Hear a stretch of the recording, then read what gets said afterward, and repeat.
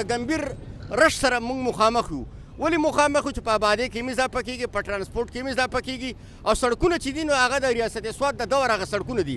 نن زما د سیدو د مینګورې په سړک باندې تقریبا چې د ورځې 1 لاک ګاډي په هغې باندې رواني. نه په دې کې د ټریفک د پولیسو قصور شتي، نه پکې د نورو پولیسو څه قصور شتي. په دې کې چې کم خلک ذموار دی هغه حکومتي وخت دی.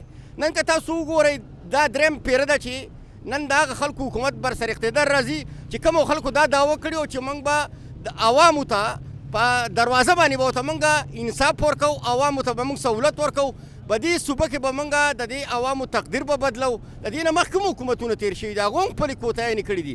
نه په سوات کې چا د لینک سړکونو دپاره انتظام کړی دی. زموږ په دې روډ باندې اسپتالونه تاسو لیدلي چې ټول دارومدار زموږ دفتري امور چې څونه دي زموږ په دې روډ باندې کېږي. د ورځې دا سړکونه په ګنټو باندې بند دي.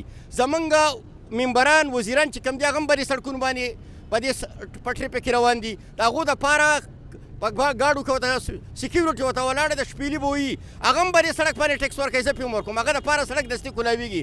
کمیشنر به هم په دې سړک باندې روان دی، ډیپټي کمیشنر پې هم روان دی، هر افسر پې روان دی. د هغو دپاره سړک کولاویږي. خو زما قام ته د سړک نه زیات مشکلات په دې باندې دي چې رش زیات دی. د دې دپاره د حکومت سره هېڅ قسمه پالیسي ورسره نشته.